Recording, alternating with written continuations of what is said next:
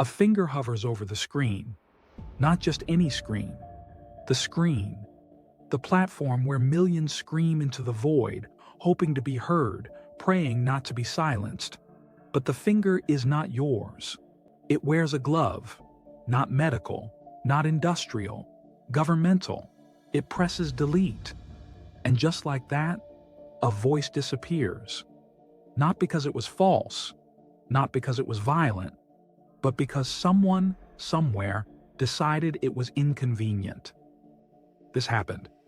Not in some obscure autocracy, but in a country that brands itself democratic. Australia. The target? A simple post on X, formerly Twitter. The content? Criticism of a trans activist. The demand? Total deletion. From the entire platform. For everyone, globally. The Australian eSafety Commissioner issued a formal legal directive demanding the removal of the post, not just for users in Australia, but for the entire internet. X initially complied locally, but resisted global takedown. The response? Australia filed a federal lawsuit. The rationale? Harmful content. The reality? State-level censorship reaching beyond its own borders.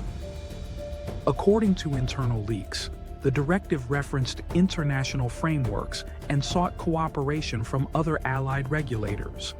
Some insiders claim that if X had fully complied, it would have set a precedent allowing any government to remove global content they dislike.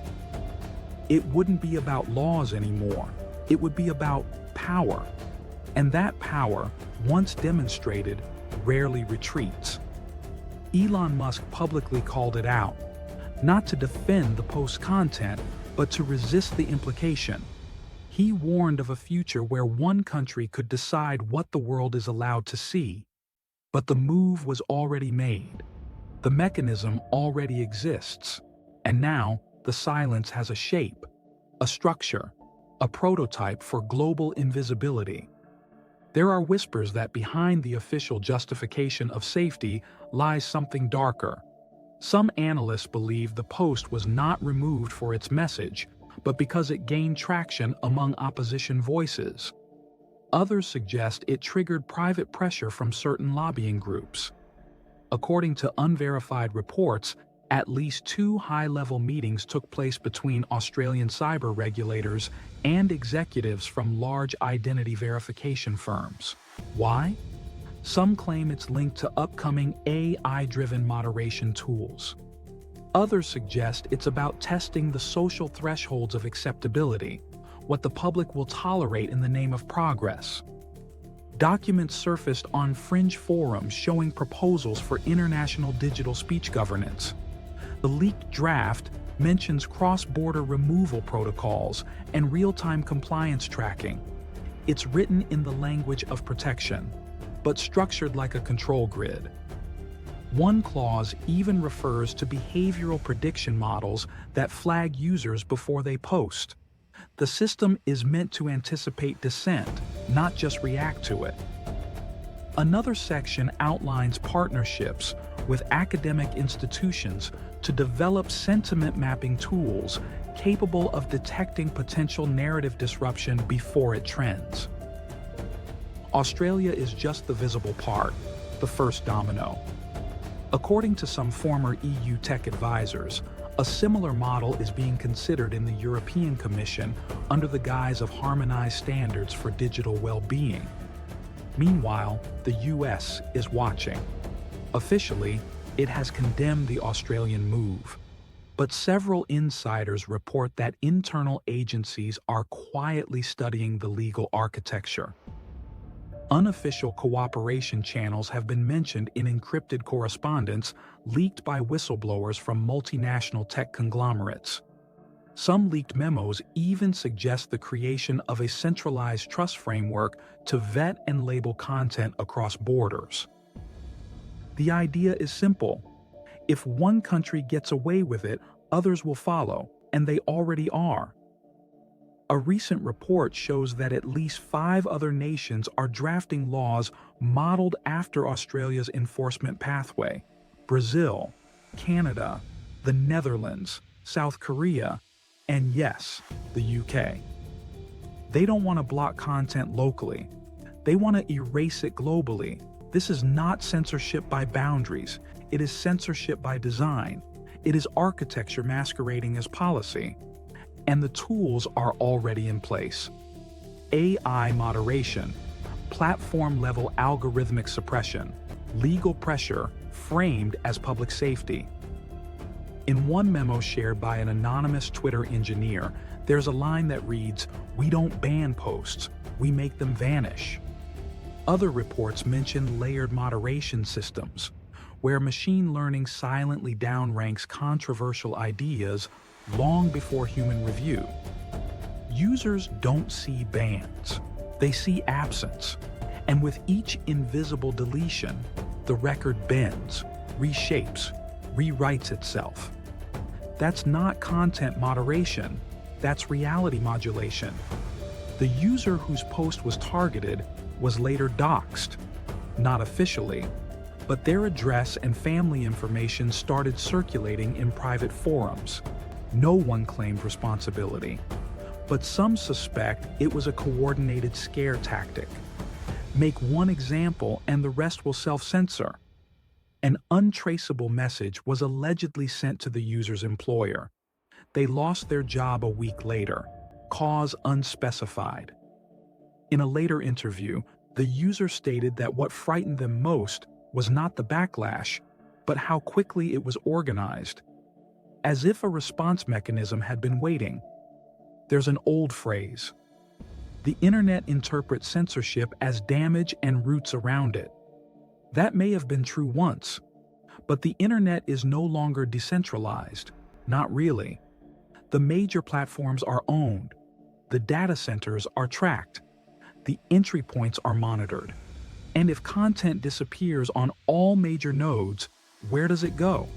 Into silence. And silence becomes the default. A vacuum that forgets the voices that once filled it. The story didn't end with the lawsuit. It began there. X is now under legal siege in multiple jurisdictions. The legal strategy, according to leaked legal memos, is not to win. It's to bleed the platform through compliance costs, drag it down through 1,000 procedural knives, attrition as a service, delay as a weapon. And beneath the legal fog, new digital norms are etched into precedent. Each case filed, a signal, each ruling, a rule. And users, they adapt, not by protesting, by shrinking, by sanitizing, by deleting their own thoughts before anyone else can. The chilling effect is no longer theoretical, it's policy, and it's behavioral. People learn where the invisible lines are. They learn to bend around them, until bending becomes habit, then identity.